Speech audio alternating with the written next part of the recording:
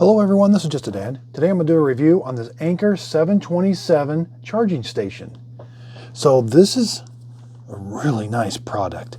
Now you do have to plug it into an outlet. It comes with a 5-foot cord. I really like that the cord is angled. It's 3-prong. So you plug it in, then you've got to plug in this part back here. This looks like a proprietary connector. Now they claim that this is the size of an iPhone 13 Pro Max. Well, that's just what I happen to have here. And wow, it's almost identical. It's definitely thicker, but it's definitely that size. So I'm going to show you it's a 100-watt output. Now it's only if you're supplying one thing, but it does have these outlets up here. I'm going to be charging my MacBook Air, my iPhone, my Samsung phone. I'm going to show you how it charges with all of these products. So first off, this cable is very durable, but yet flexible a little bit. I like that. Now these operate a little different. They poke up as you press them in. I've never seen that before, but when you press them in, see how that lifts up?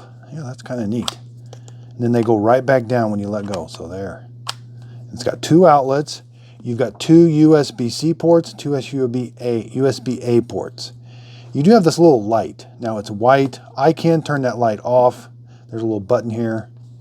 Now it talks about that going to blue if the output is between 90 and 100 watts on these USB-C ports. It talks about that light going blue. I never really saw that. Now I'm going to hook it up to my MacBook Air. You do have to have a pretty thick USB-C cable to USB-C to charge at this rate, but I'm going to plug it in. Under system information, I'm charging my MacBook Air at 100 watts. So this is really going to be able to charge this MacBook Air or MacBook Pro at a really fast rate. That's a very nice feature. Now I only get 100 watts if nothing else is plugged into these ports. As soon as I start plugging something into these ports, this is going to go down. Okay, so I've got an iPhone 13 Pro. I just plugged it in. I've got this little Klein Tools running through going to the iPhone. So the iPhone right now is fast charging. It's at 8.74 volts, 2.87 amps.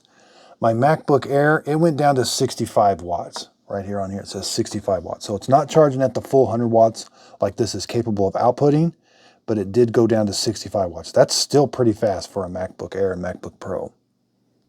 And I'm fast charging my iPhone. Okay, so now I've got something plugged into the USB-A port.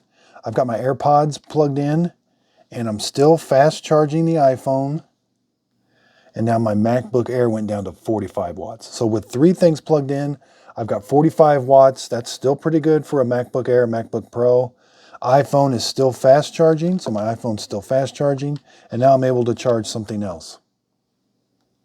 And so this is all automatic. So as I unplug those items, the MacBook Air automatically goes back to 100 watts. That's a very nice feature. So it automatically switches the wattage based on what's plugged in. Now at first, I thought this was kind of like a wireless charging pad. This is not a wireless charging pad, even though it kind of looks like it. It specifically states that in the instructions, so I think some people have been asking about that.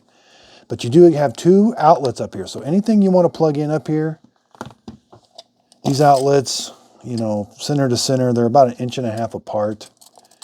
And you got about, 2 inches to the front to the back. It's just a very nice charger to be sitting on your desk.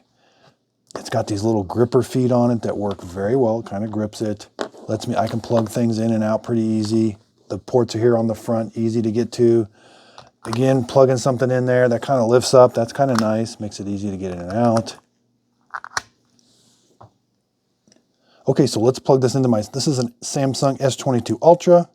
Now it doesn't support ultra fast charging. It only supports fast charging. So if we look on the Samsung phone, fast charging, which is still pretty good, but Samsung phones do have 1 higher charging. Okay, so the specification sheet that comes with it, it's got all kinds of different voltages. Now AC is 125 volts, AC 60 hertz, 10 amps only. AC output, 125 volts, 60 hertz, 10 amps, 1,250 watts. USB-A output, 5 volts, 3 amps.